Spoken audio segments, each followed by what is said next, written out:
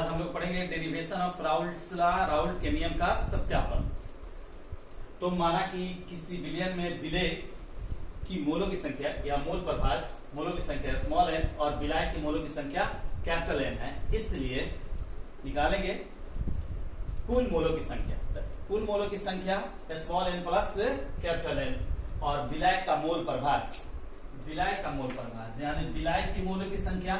तो विलायक की मोलों की संख्या क्या है जी? कैपिटल N डिवाइडेड बाई कुल मोलों की संख्या n प्लस n और विलय का मोल प्रभाज, तो विलय की मोलों की संख्या स्मॉल n बट्टा कुल मोलों की संख्या n प्लस n।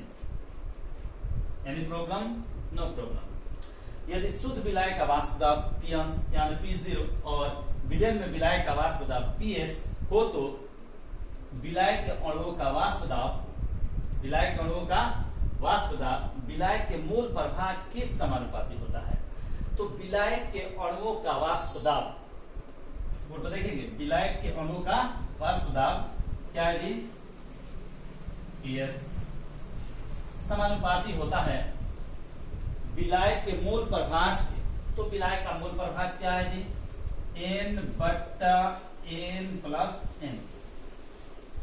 समानुपाती का चिन्ह हटाते हैं तो अपने मन से कोई कांस्टेंट राशि जोड़ते हैं और PS बराबर K into n by n plus n।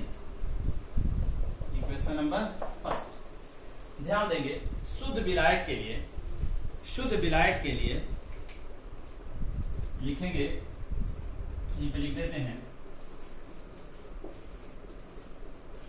शुद्ध विलायक के लिए, शुद्ध विलायक के लिए n by n plus n का मान 1 होता है। इसे समझेंगे शुद्ध विलायक यानी कि जो विलवाता है, जैसे जल नमक को विलवा देता है तो ये विलायक है और नमक विला गया तो ये विलय है। तो शुद्ध विलायक के लिए n बाई n प्लस का मान कितना होता है? 1 होता है। इसलिए शुद्ध विलायक का, शुद्ध विलायक का वाष्प दाब, शुद्ध विलायक का वाष्प दाब, तो देखिए लिखे हैं शुद्ध विलायक का वाष्प दाब क्या? P0 बराबर यहां पे n by n plus n के बदले में कितना हो जाता है? 1। तो उस स्थिति में P0 बराबर K। इसका मान किसमें रख देंगे? समीकरण 1। तो यहां से देख सकते हैं आप, ध्यान देंगे तो इसलिए समीकरण कितना से? 1 से। बोर्ड देखते रहना है तो क्या करेंगे बताएंगे। K के बदले में कितना लिख देंगे? P0। तो PS बराबर P0 into n by n plus n। ध्यान देना ये गुणा में किसमें लग जाएगा? भाग में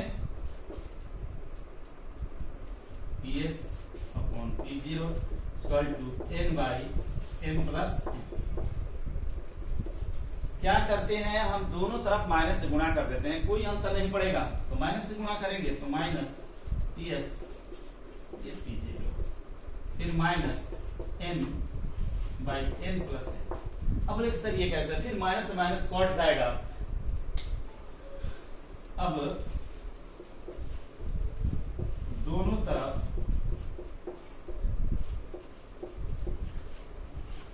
एक जोड़ने पर,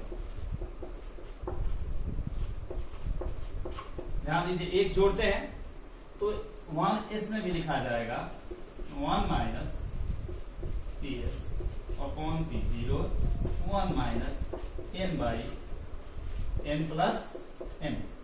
एनी प्रॉब्लम? No problem. निकालते हैं एलसीएम। तो एलसीएम इसका निकालने आएगा आपको, ये हो गया P0 माइनस PS, यहाँ पे क्या हो जाएगा? n plus n minus n divided by n plus n। ये हो गया एलसीएम। अब देखते हैं क्या करता है। कैपिटल N से कैपिटल N क्या हुआ, कट गया, इसलिए P0 माइनस PS P0 बराबर n by n plus n। ये हो गया इक्वेशन नंबर सेकेंड। तो देखिए तो P0 minus PS by P0 बराबर n by n plus n, ये वाष्प दाब का आपेक्षिक अवनमन और small n by n plus n, small n by n plus n विलेय का मूल प्रभाज। तो वाष्प दाब का आपेक्षिक अवनमन विलेय के मूल प्रभाज के बराबर होता है। तो इससे भी हम कहते हैं क्या, राउल्ट का नियम, यानी ये राउल्ट के नियम का सत्यापन हो गया। समीकरण 2 राउल्ट के नियम का गणितीय रूप है। कौन रूप है, गणितीय रूप। तो लिख देंगे समीकरण 2 राउल्ट के नियम का गणितीय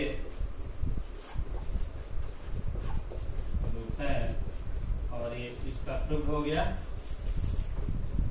तो राउल्ट के नियम का सत्यापन हो गया। ध्यान दीजिए और बोर्ड पर समझेंगे ध्यान से। विलेय की मोलों की संख्या स्मॉल n और विलायक की मोलों की संख्या कैपिटल N हम मान लेते हैं। कुल मोलों की संख्या n प्लस n, और एक बार विलेय का मूल प्रभास और विलायक का मूल प्रभास निकाल लेंगे। और विलायक अणुओं का वाष्प दाब विलायक के मूल प्रभास के समानुपाती होता है। समानुपाती का चिन्ह हटाते हैं तो अपने मूल से कोई कांस्टेंट राशि जोड़ते हैं। यहाँ पे k लिख देते हैं, k इज ए कांस्टेंट। यहाँ पे लिख सकते हैं where k is a constant. Any problem. और शुद्ध विलायक के लिए n बाई n प्लस 1 का मान 1 होता है। तो शुद्ध विलायक का वाष्प दाब ये हो गया, शुद्ध विलायक का वाष्प दाब ये मान है बराबर k इंटू 1 हो गया। इसका मान हम रख देंगे समीकरण 1 में। ये गुणा में किस में लग जाएगा, भाग में दोनों तरफ माइनस से गुणा कर दिए और दोनों तरफ एक जोड़ देंगे और इसका एलसीएम निकाल देंगे, ये कट जाएगा, ये आ गया। तो चलिए नोट कीजिए, जहां नहीं समझ में आता है पूछेंगे।